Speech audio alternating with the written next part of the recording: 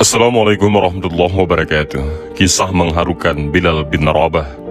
Perjuangan mempertahankan akidah.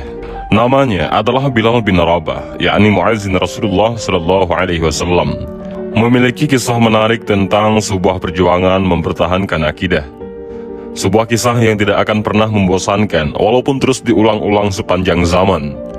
Kekuatan alurnya akan membuat setiap orang tetap penasaran untuk mendengarnya. Bilal lahir di daerah As-Sarah sekitar 43 tahun sebelum Hijriyah. Ayahnya bernama Rabah, sedangkan ibunya bernama Hamamah, yakni seorang budak wanita berkulit hitam yang tinggal di Mekah. Karena ibunya itu, sebahagian orang memanggil Bilal dengan sebutan Ibnu Sauda, yang artinya putra dari wanita berkulit hitam. Bilal dibesarkan di kota Ummul Qura, yakni Mekah, sebagai seorang budak milik keluarga Bani Abduddar. Saat ayah mereka meninggal, Bilal diwariskan kepada Umayyah bin Khalaf, yakni seorang tokoh penting kaum kafir Quraisy. Ketika Mekah diterangi cahaya agama Islam dan Rasul yang agung Sallallahu Alaihi Wasallam mulai mengumandangkan seruan kalimat tauhid, Bilal adalah termasuk orang-orang pertama yang memeluk agama Islam. Saat Bilal masuk Islam, di bumi ini hanya ada beberapa orang yang telah mendahulinya memeluk agama Islam, seperti Ummul Mukminin Khadijah binti Khuwailid, Abu Bakar As-Siddiq, Ali bin Abi Thalib, Ammar bin Yasir bersama ibunya yakni Sumayyah, kemudian Shu'aib Ar-Rumi dan Al-Miqdad bin Al-Aswad. Bilal merasakan penganiayaan orang-orang musyrik yang lebih berat dari siapapun. Berbagai macam kekerasan, siksaan, dan kekejaman mendera tubuhnya. Namun, ia sebagaimana kaum muslimin yang lemah lainnya, tetap sabar menghadapi ujian di jalan Allah itu, dengan kesabaran yang jarang sanggup ditunjukkan oleh siapapun. Orang-orang Islam seperti Abu Bakar dan Ali bin Abi Thalib masih memiliki keluarga yang sukunya yang mampu membela mereka. Akan tetapi, orang-orang yang tertindas dari kalangan hamba sahaya dan budak, itu tidak memiliki siapapun sehingga orang-orang Quraisy menyiksanya tanpa belas kasihan. Quraisy ingin menjadikan penyiksaan atas mereka sebagai contoh dan pelajaran bagi setiap orang yang ingin mengikuti ajaran Nabi Muhammad SAW. Kaum yang tertindas itu disiksa oleh orang-orang kafir Quraisy yang berhati sangat kejam dan tidak mengenal kasih sayang seperti Abu Jahal yang telah menodai dirinya dengan membunuh Sumayyah. Ia sempat menghina dan mencaci maki, kemudian menghujamkan tombaknya pada perut Sumayyah hingga menembus punggungnya dan gugurlah syuhada pertama dalam sejarah Islam. Sementara itu, saudara-saudara seperjuangan Sumayyah, terutama Bilal bin Rabah, terus disiksa oleh Quraisy tanpa henti.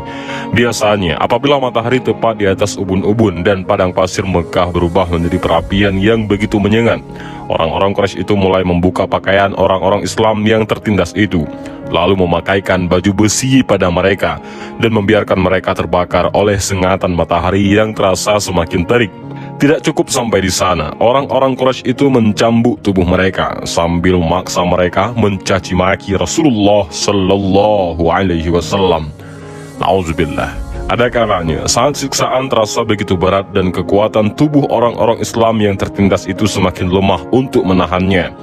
Mereka mengikuti kemauan orang-orang Quraisy yang menyiksa mereka secara lahir, sementara hatinya tetap pasrah kepada Allah dan Rasulnya, kecuali Bilal. Dan semoga Allah meridhoinya.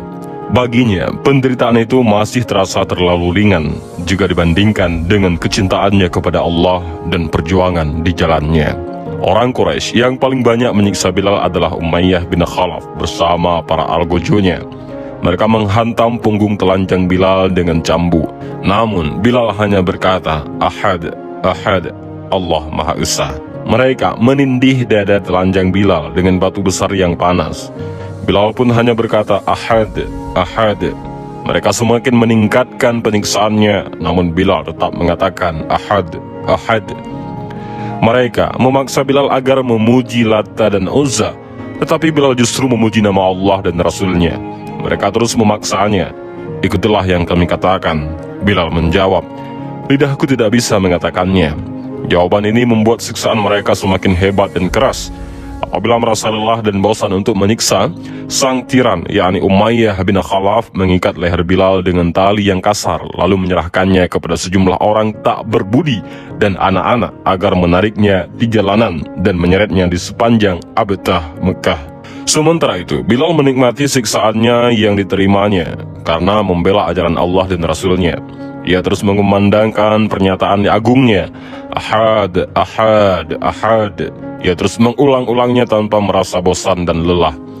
Suatu ketika, Abu Bakar radhiyallahu an mengajukan penawaran kepada Umayyah bin Khalaf untuk membeli Bilal darinya. Umayyah menaikkan harga berlipat ganda. Ia mengira bahwa Abu Bakar tidak akan mau untuk membayarnya. Tapi ternyata Abu Bakar setuju walaupun harus mengeluarkan 9 uqyah emas. Seusai transaksi, Umayyah berkata kepada Abu Bakar, "Sebenarnya kalau engkau menawar sampai 1 uqyah pun, maka aku tidak akan ragu untuk menjualnya."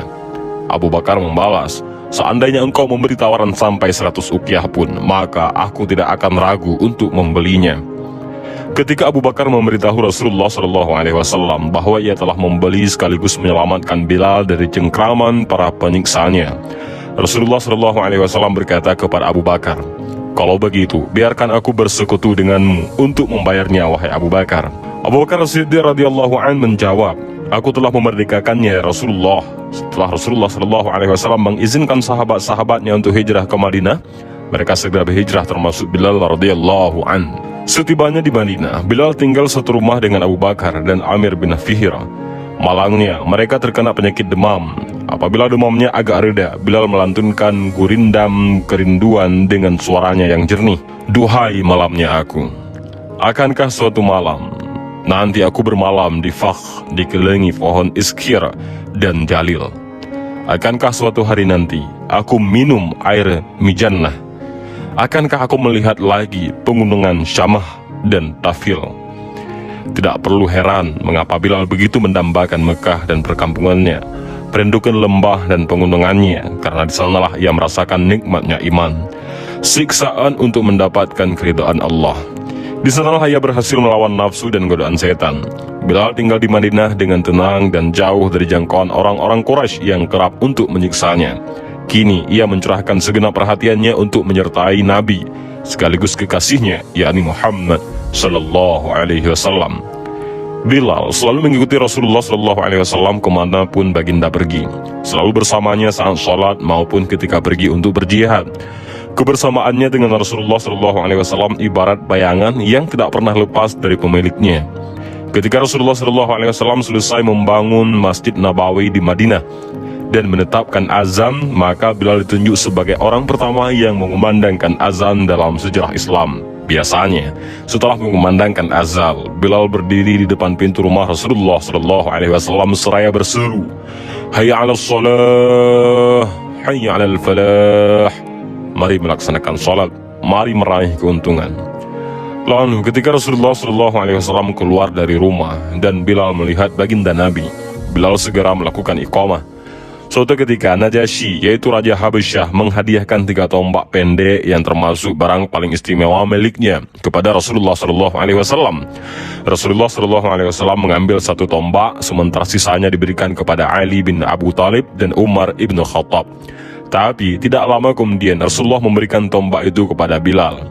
Sejak saat itu, Bilal selalu membawa tombak pendek itu kemana-mana. Ia membawanya dalam kesempatan 2 salat id, yakni salat Idul Fitri dan Idul Adha, dan salat istisqa, yaitu salat memohon untuk turun hujan, dan menancapkannya di hadapan Rasulullah SAW saat melakukan salat di luar masjid.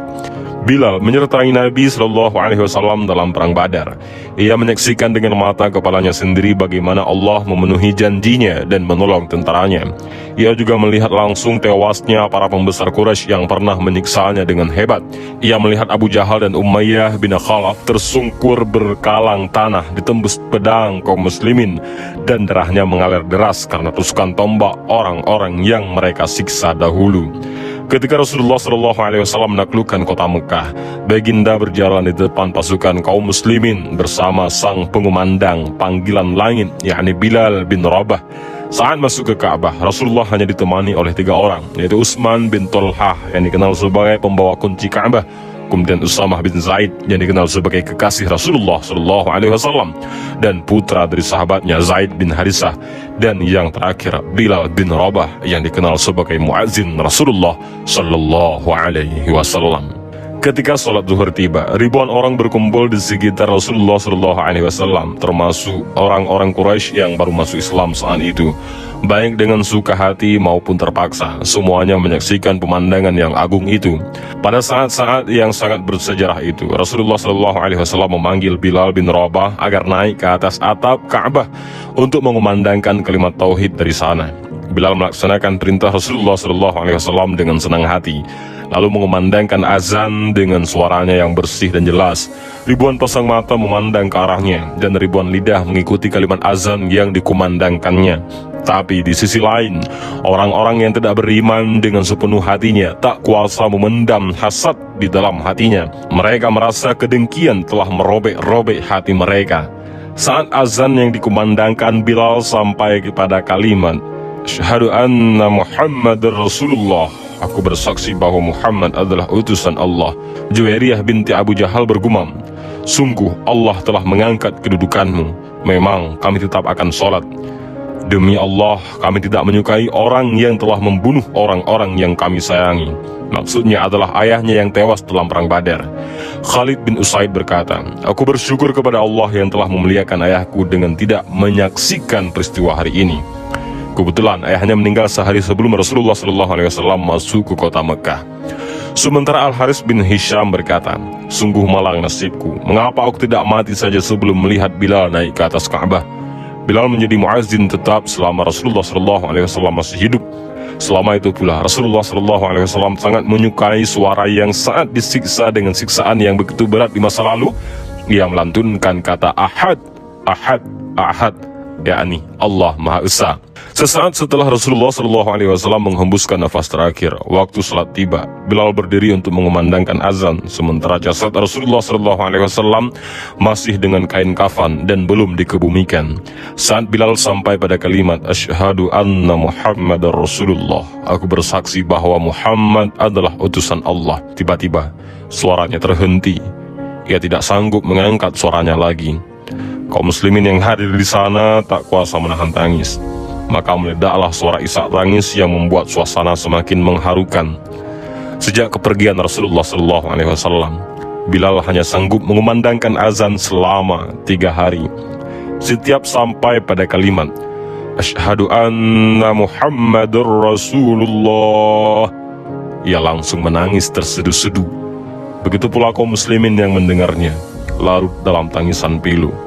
Karena itu, Bilal memohon kepada Abu Bakar yang menggantikan posisi Rasulullah SAW sebagai pemimpin agar diperkenankan untuk tidak lagi mengumandangkan azan karena tidak sanggup melakukannya. Selain itu, Bilal juga meminta izin kepadanya untuk keluar dari kota Madinah dengan alasan berjihad di jalan Allah dan ikut berperang ke wilayah Syam. Awalnya, Abu Bakar As-Siddiq merasa ragu untuk mengabulkan permohonan Bilal sekaligus mengizinkannya keluar dari kota Madinah. Namun Bilal mendesaknya seraya berkata, jika dulu engkau membeliku untuk kepentingan dirimu sendiri, maka engkau berhak menahanku. Tapi jika engkau telah memerdekakanku karena Allah, maka biarkanlah aku bebas menuju kepadanya. Abu Bakar menjawab, demi Allah, aku benar-benar membelimu untuk Allah, dan aku memerdekakan kamu juga karena Allah. Bilal menyahut, kalau begitu, aku tidak akan pernah mengumandangkan azan untuk siapapun setelah Rasulullah SAW wafat. Abu Bakar menjawab, baiklah, aku mengabulkannya. Bilal pergi meninggalkan Madinah bersama pasukan pertama yang dikirim oleh Abu Bakar. Ia tinggal di daerah Daraya yang terletak tidak jauh dari kota Damaskus. Bilal benar-benar tidak mau mengumandangkan azan hingga kedatangan Umar ibn Khattab ke wilayah Syam, yang kembali bertemu dengan Bilal radhiyallahu an setelah terpisah cukup lama. Sayyidina Umar sangat merindukan pertemuan dengan Bilal dan menaruh rasa hormat begitu besar kepadanya, sehingga jika ada yang menyebut-nyebut nama Abu Bakar As-Siddiq di depannya, maka Umar akan segera menimpali Abu Bakar adalah tuan kita dan telah memerdekakan tuan kita. Dalam kesempatan pertemuan tersebut, sejumlah sahabat mendesak Bilal agar mau mengumandangkan azan di hadapan Al-Faruq Umar bin Khattab.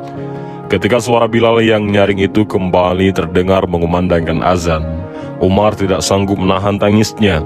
Maka ia pun menangis terseduh-seduh, yang kemudian diikuti oleh seluruh sahabat yang hadir, hingga janggut mereka basah dengan air mata. Suara Bilal membangkitkan segenap kerinduan mereka kepada masa-masa kehidupan yang dilewati di Madinah bersama Rasulullah Sallallahu Alaihi Wasallam. Dan kemudian Bilal, pengumandang suara langit itu, tetap tinggal di Damaskus hingga beliau wafat. Dan inilah sedikit kisah tentang Bilal bin Rabah, salah satu sahabat Rasulullah yang terjamin masuk surga, dan salah satu sahabat yang terkenal dengan muazzinnya Rasulullah Sallallahu Alaihi Wasallam. Mudah-mudahan dari kisah ini kita bisa mengambil beberapa pelajaran, dan juga mudah-mudahan video ini bermanfaat bagi kita semua. Amin ya rabbal alamin. Wallahu a'lam bishawab. Assalamualaikum warahmatullahi wabarakatuh.